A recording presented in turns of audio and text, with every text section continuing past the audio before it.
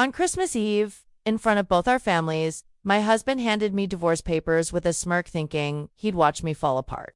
What he didn't know was that I had been quietly planning something for almost a year. And when I handed him my gift, the room fell silent. I used to believe the worst betrayal came with raised voices and slammed doors.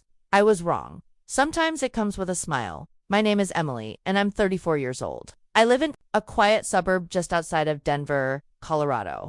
From the outside, my life looked ideal. Cozy home, beautiful garden, a husband in a tailored suit, always ready with a charming smile. But no one saw the cracks that ran beneath the surface. No one heard the whispers that weren't insults, but still cut like glass.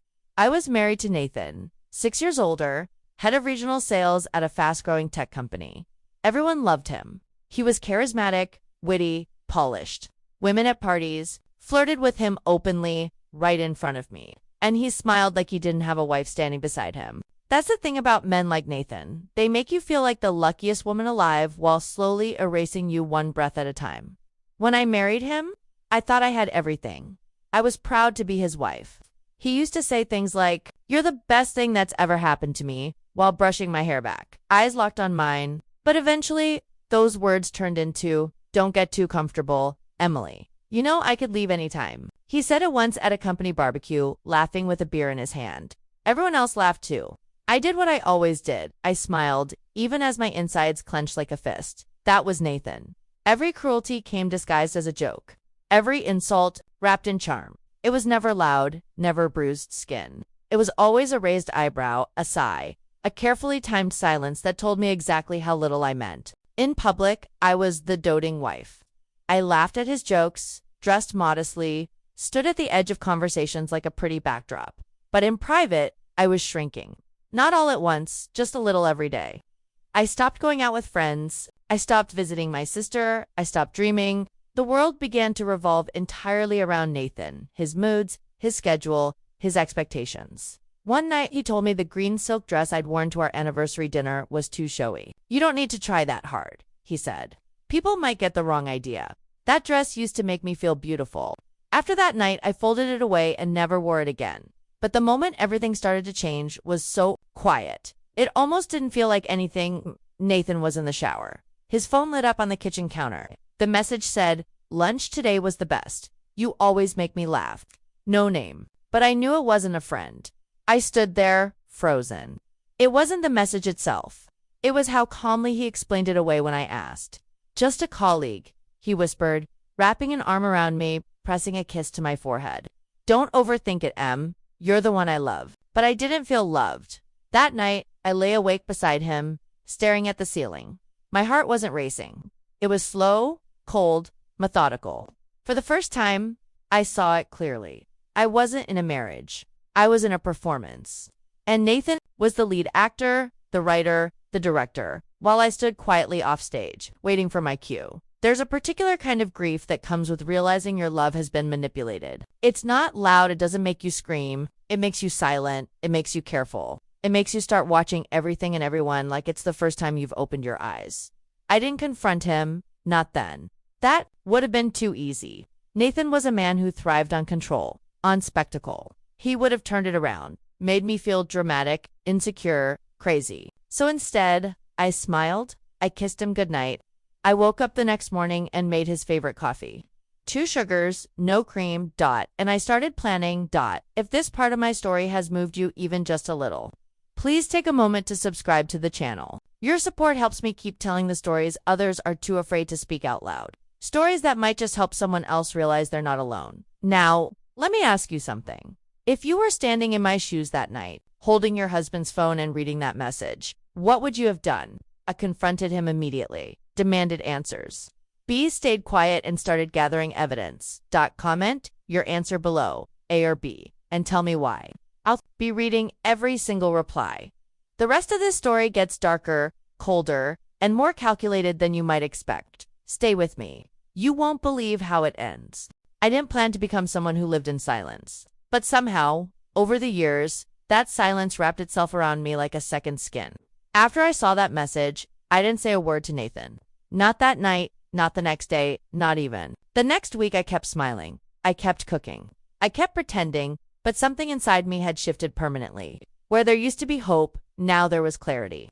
And where there used to be love, or what I thought was love, there was now a cold kind of knowing. Nathan wasn't just cheating. He was testing how far he could go, how much I would tolerate, how much I would bend before I broke. He thought he was untouchable. I stopped wondering where he was at night. I stopped asking when he'd be home. And he, in turn, seemed to enjoy my sudden compliance. He started staying out later, coming home smelling like cologne I didn't recognize. There were hotel receipts folded in his jacket pockets, bar tabs with only one drink listed, always his usual scotch, and food orders for two. He never tried to hide it.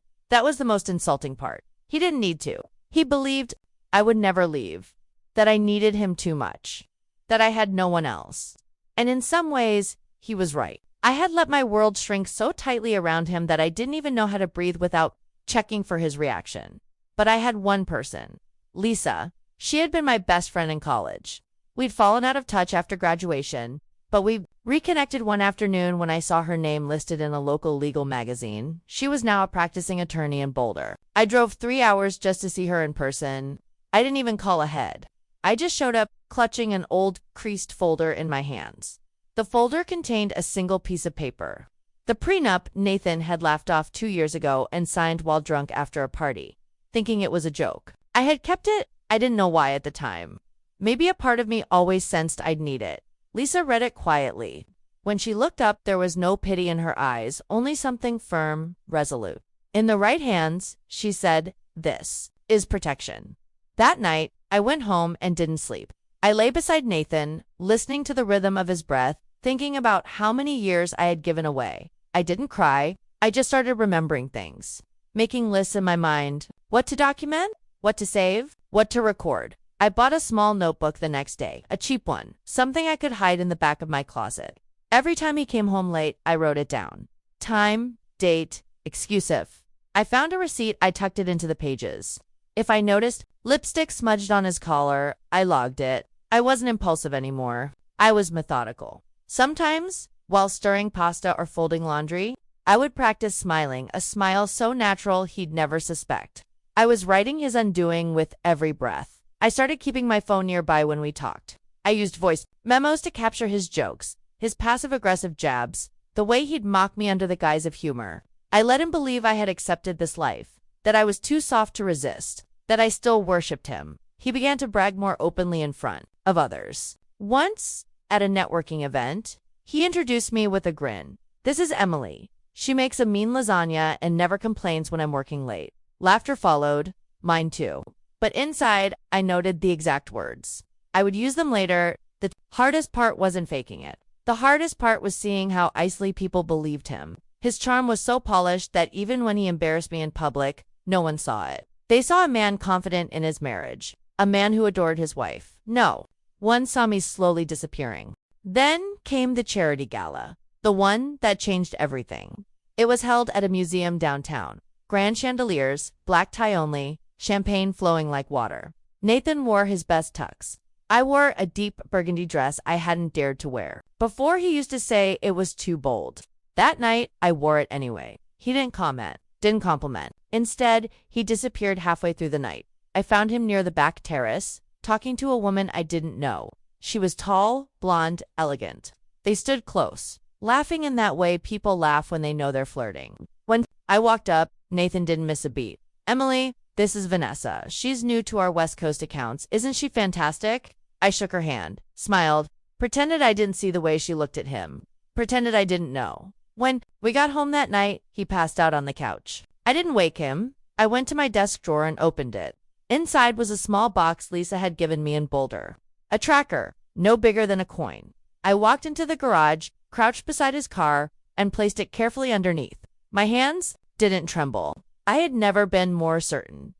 From that night on, I watched him from a distance, literally. When he said he had business in Fort Collins, the tracker showed him at a resort near a lake. When he claimed late meetings in the city, the red dot on the app would stop at apartments I'd never heard of. Each time, I documented everything. I kept my tone sweet. I asked how his day was. I brought him wine. I let him believe he was still the star of this show. But quietly, I was rewriting the script. And every smile I gave him was another nail in the foundation. he thought was unshakable. There's a unique power in knowing the truth while someone underestimates you. It doesn't come with rage, it comes with control. And for the first time in years, I had it. Not all of it, not yet, but enough. Enough to stay still, to stay silent, to wait because something was coming. And he would never see it. Asterisk, I used to believe that survival meant hiding. That the quieter I was, the safer I'd be. But the truth is, silence only works when you don't have a plan. And by now, I had a plan. I wasn't surviving anymore, I was preparing every morning. I woke up before Nathan and moved through the house like a shadow. I brewed his coffee just the way he liked it, 2 sugars. No cream, pressed his shirts, and laid out his tie. I played the role of the ideal wife so perfectly. Even I began to wonder how I'd grown so skilled at pretending. But I knew the answer.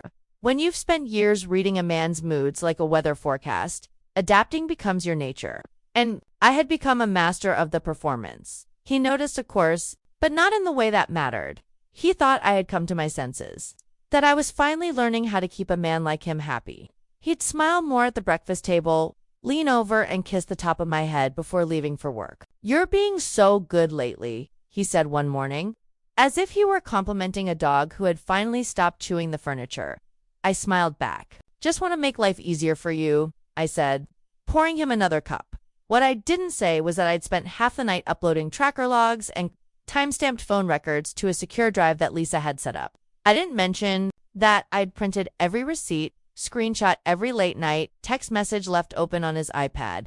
I didn't show him the spiral notebook hidden beneath the bed, where I had documented every time he came home late, every time he smelled like someone else, every careless mistake he made thinking I wasn't watching, but I was watching closely.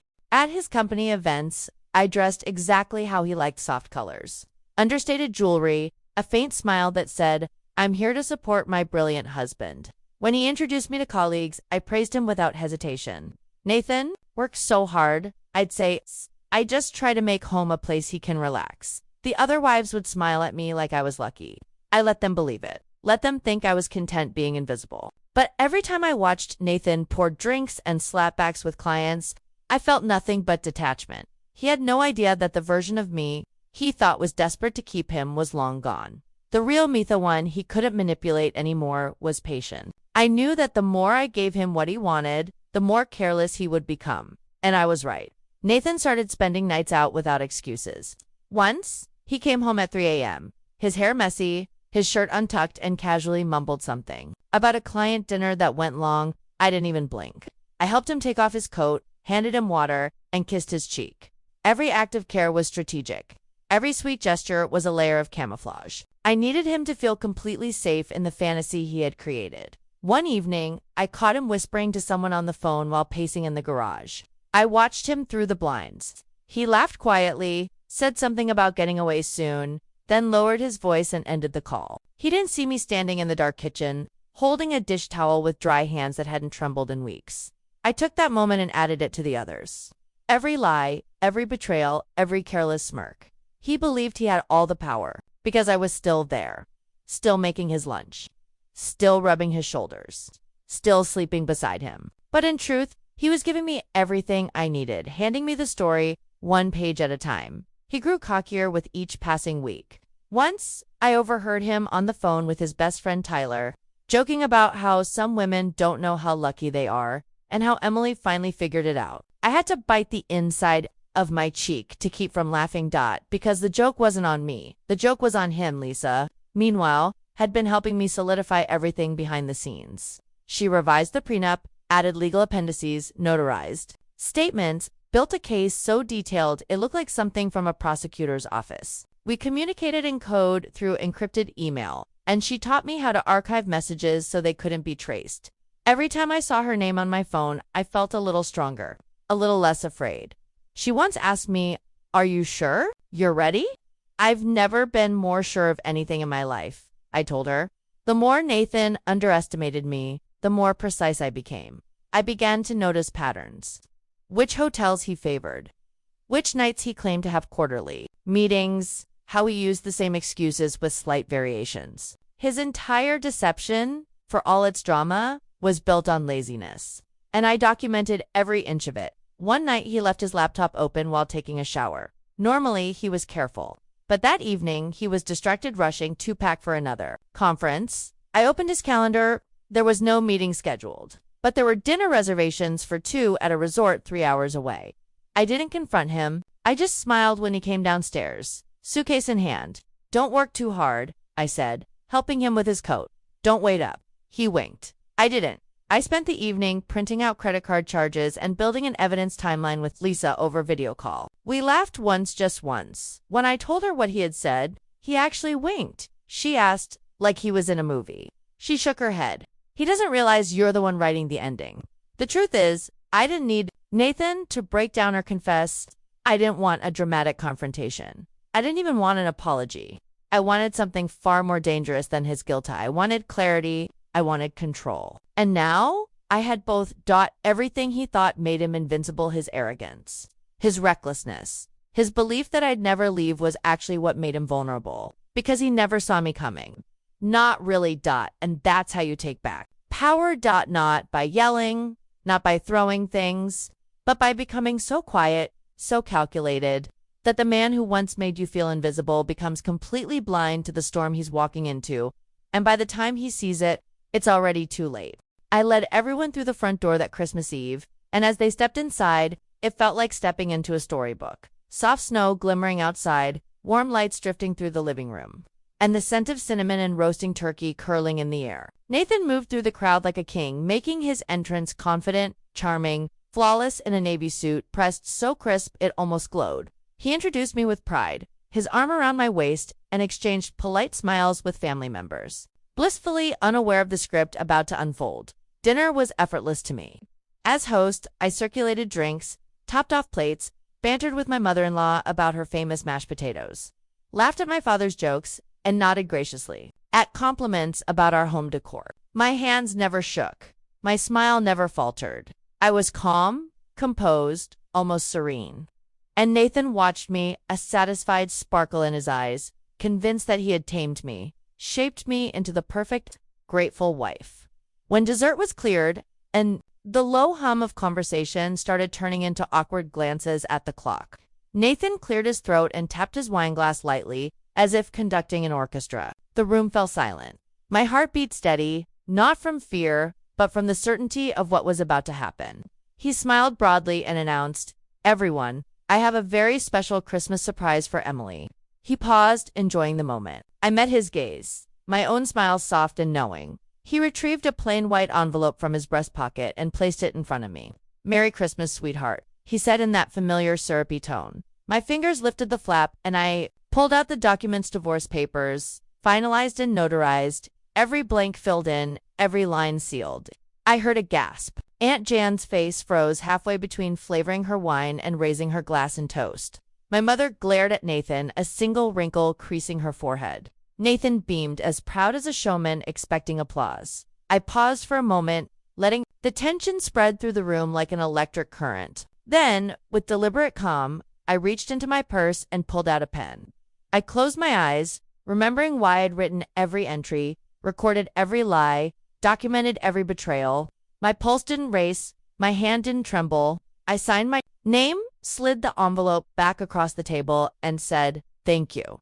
His smile stalled. He stared at me. Some part of him registered that this was wrong, that the power had shifted, but only for a fraction of a second. Because before he could process, I reached under the table and set a small, meticulously wrapped silver box beside him.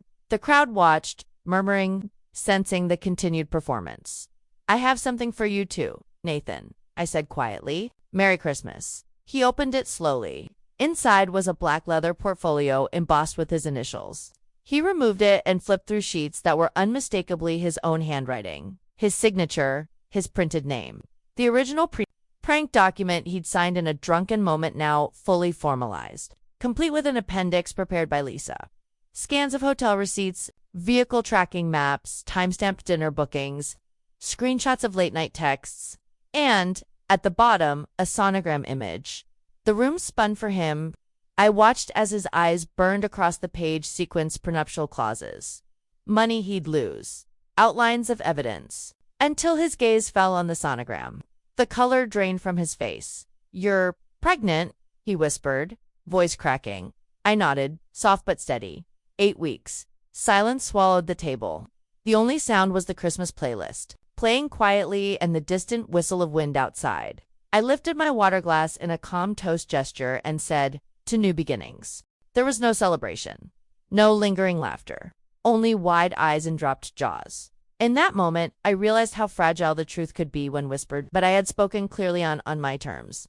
Not with rage, not with tears, not with humiliation, but with precision. I watched Nathan gather the evidence folder. His trembling fingers grazed each page like he was afraid it might disappear if he didn't handle it. When he looked at me, he didn't see a broken woman. He saw someone he had misjudged, underestimated.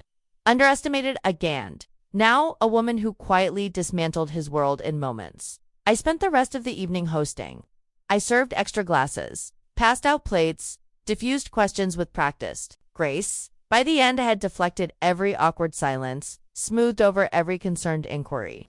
At one point, my mother squeezed my hand under the table and whispered, "You're incredible." I nodded, KEEPI ... shipping the veneer ... later. After everyone left and the leftover plates had been cleared, Nathan and I stood in the quiet living room. The lights had dimmed. The folder still rested on the side table, half open. I could feel him watching me. Finally, he asked, voice cold, "What do you want?" I looked at him plainly. "I want what he gave me tonight, clarity. I gave you the papers you wanted.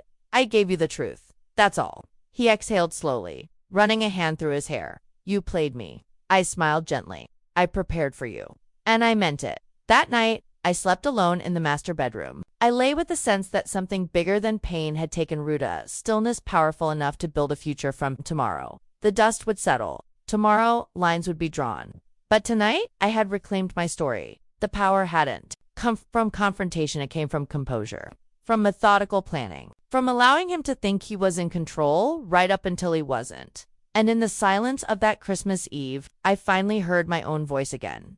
The morning after Christmas was quiet. I woke up before the sun rose, not because I had to, but because I could. The house was still. The tree lights flickering faintly from the living room, the scent of yesterday's feast lingering like a memory. Nathan didn't speak a word when he left. He moved slowly, his shoulders hunched under the weight of a reality he had once tried to shape for me but had now trapped himself inside. I stood by the kitchen window, cradling a warm mug, watching him drive away.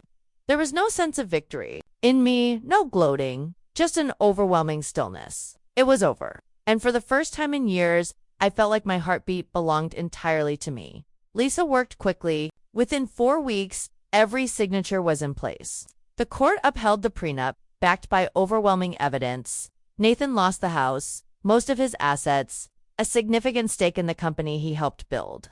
His lawyer tried to challenge the documents, but the timestamps, receipts, and audio recordings closed every door before they even touched the handle. When the ruling came through, I didn't cry. I didn't smile either.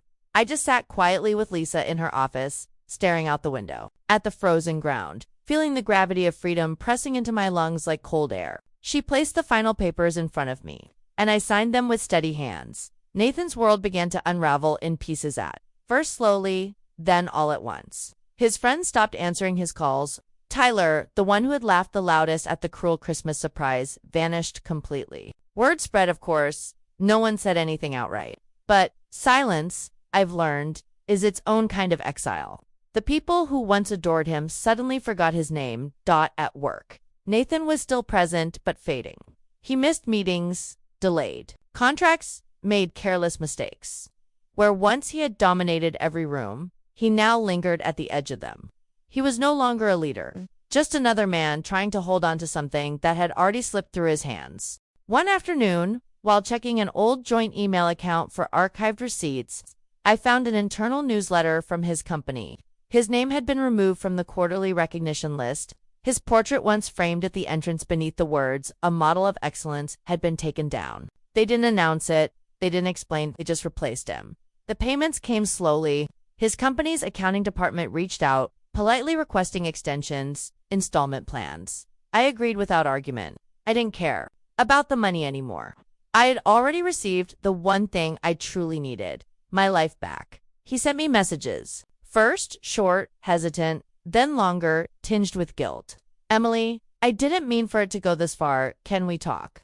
I miss what we had, I never answered. Not because I hated him, but because there was nothing left to say. I had poured my truth out in front of our families, handed it to him in front of people who once believed he was invincible. Everything I wanted him to hear, he had heard that night loud and clear. In the silence that followed. In January, I called a locksmith. The air was brittle, and snow clung to the branches like frostbite. I made tea for the man as he changed every lock in the house. He didn't ask questions, just worked with quiet precision, nodding when I offered him a second cup. When he placed the final key in my hand, I gripped it tightly. Cold metal, heavy with meaning. My new beginning, I changed everything. The beige walls Nathan had insisted were neutral and professional became a pale golden yellow.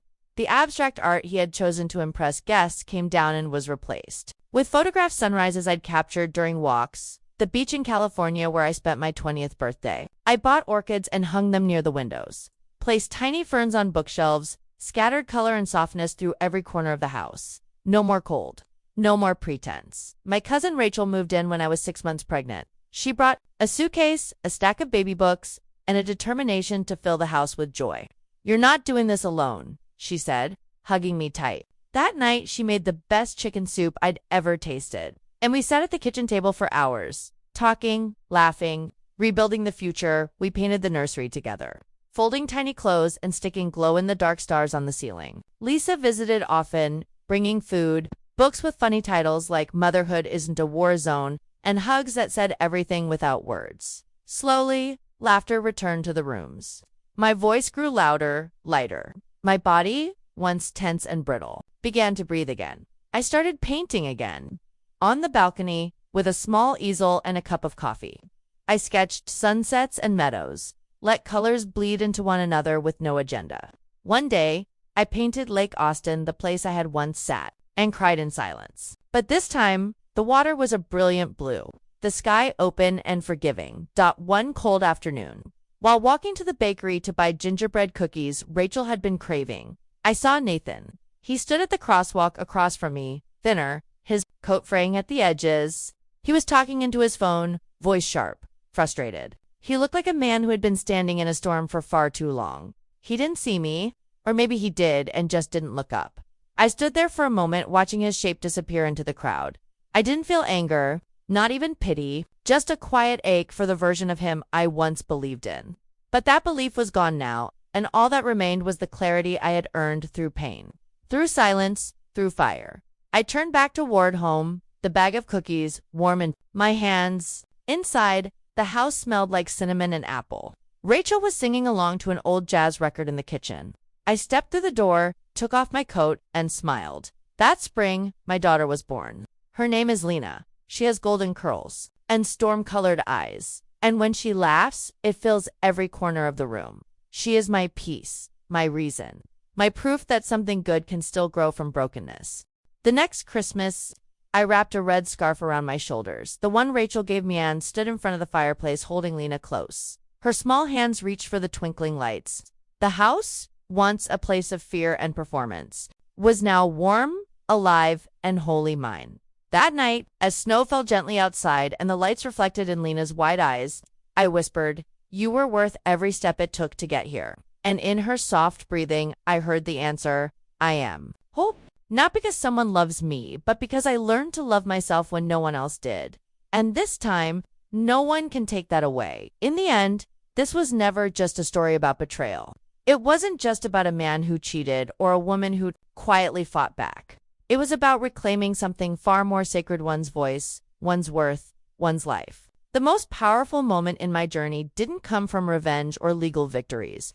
It came the night I sat by the window, holding my daughter in my arms, and realized I had made it. Not just through the storm, but out of it into a life I had built on truth, on courage, on dignity. For so long, I believed that love required endurance. That to be good, to be loyal, to be worthy, meant staying silent, staying patient, staying small.